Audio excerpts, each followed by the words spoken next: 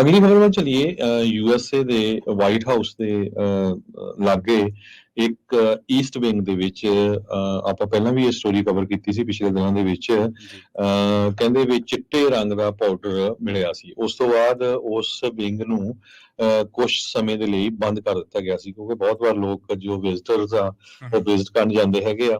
ਉਹੀ ਏਰੀਆ ਹੈ ਜਿੱਧਰ ਪ੍ਰੈਜ਼ੀਡੈਂਟ ਬਾਈਡਨ ਉਹਨਾਂ ਦਾ ਆਫਿਸਰਸ ਵੀ ਹੈਗੇ ਆ। ਜੀ ਜੀ ਤੇ ਹੁਣ ਉਸ ਜੋ ਪਾਊਡਰ ਲੱਭਿਆ ਆ, ਉਸ ਦੀ ਜਦੋਂ ਪੂਰੀ ਇਨਵੈਸਟੀਗੇਸ਼ਨ ਕੀਤੀ ਗਈ ਆ, ਕਹਿੰਦੇ ਵੀ ਉਹ ਕੋਕੇਨ ਸੀ। ਜੀ ਸੋ ਇਹ ਕਿਸ ਤਰ੍ਹਾਂ ਜੋ ਕੋਕੇਨ ਆ ਉਹ ਵਾਈਟ ਹਾਊਸ ਦੇ ਵੈਸਟ ਵਿੰਗ ਦੇ ਵਿੱਚ ਪਹੁੰਚ ਗਈ ਹੈਗੀ ਆ, ਇਹ ਇੱਕ ਬਹੁਤ ਵੱਡੀ ਜਿਹੜੀ ਆ ਰਹੱਸ ਬਣਿਆ ਹੋਇਆ ਹੈਗਾ।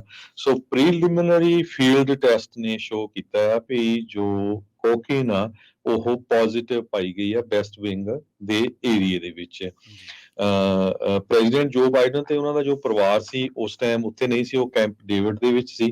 ਤੇ ਵਾਈਟ ਹਾਊਸ ਨੇ ਇਹ ਕਿਹਾ ਆ ਵੀ ਜੋ ਕੋਈ ਕੁਐਸਚਨ ਹੈਗਾ ਆ ਉਹ ਸੀਕ੍ਰੇਟ ਸਰਵਿਸ ਨੂੰ ਕਰ ਸਕਦੇ, ਉਹਨੂੰ ਜਿਹੜਾ ਫਾਰਵਰਡ ਕੀਤਾ ਗਿਆ ਹੈਗਾ ਆ। ਤੇ ਦੇਖਦੇ ਆ ਇਹਦੀ ਜਿਹੜੀ ਇਨਵੈਸਟੀਗੇਸ਼ਨ ਆ ਉਹ ਕੀ ਹੁੰਦੀ ਆ।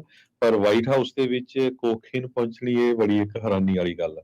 ਜੀ ਜੀ ਜੀ ਬਿਲਕੁਲ ਬਿਲਕੁਲ ਤੇ ਇਹਦਾ ਜਿਹੜਾ ਕੋਕੀਨ ਦਾ ਜਿਹੜਾ ਸ਼ੱਕ ਆ ਉਹ ਬਾਈਡਨ ਪਰਿਵਾਰ ਦੇ ਮੈਂਬਰਾਂ ਉੱਤੇ ਹੀ ਪ੍ਰਗਟਾਇਆ ਜਾ ਰਿਹਾ, ਕਿਉਂਕਿ ਉਹਨਾਂ ਦੇ ਵਿੱਚੋਂ ਇੱਕ ਮੈਂਬਰ ਆ ਜਿਹੜਾ ਉਹ ਨਸ਼ੇ ਲੈਣ ਦੀ ਗੱਲ ਨੂੰ ਪਬਲਿਕਲੀ ਜਿਹੜਾ ਉਹ ਐਕਸੈਪਟ ਕਰ ਚੁੱਕਿਆ ਕਿ ਹਾਂ ਇਹ ਹੈ।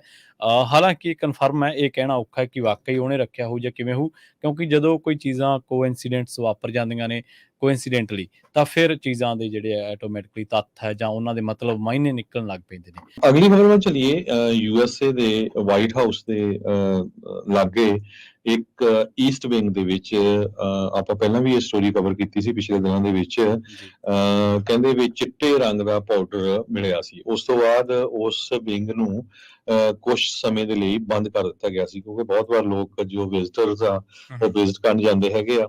ਉਹੀ ਏਰੀਆ ਹੈ ਜਿੱਧਰ ਪ੍ਰੈਜ਼ੀਡੈਂਟ ਬਾਈਡਨ ਉਹਨਾਂ ਦਾ ਆਫਿਸਰਸ ਵੀ ਹੈਗੇ ਆ। ਜੀ ਤੇ ਹੁਣ ਉਸ ਜੋ ਪਾਊਡਰ ਲੱਭਿਆ ਆ, ਉਸ ਦੀ ਜਦੋਂ ਪੂਰੀ ਇਨਵੈਸਟੀਗੇਸ਼ਨ ਕੀਤੀ ਗਈ ਆ, ਕਹਿੰਦੇ ਵੀ ਉਹ ਕੋਕੇਨ ਸੀ। ਜੀ ਸੋ ਇਹ ਕਿਸ ਤਰ੍ਹਾਂ ਜੋ ਕੋਕੇਨ ਆ ਉਹ ਵਾਈਟ ਹਾਊਸ ਦੇ ਵੈਸਟ ਵਿੰਗ ਦੇ ਵਿੱਚ ਪਹੁੰਚ ਗਈ ਹੈਗੀ ਆ, ਇਹ ਇੱਕ ਬਹੁਤ ਵੱਡੀ ਜਿਹੜੀ ਆ ਰਹੱਸ ਬਣਿਆ ਹੋਇਆ ਹੈਗਾ।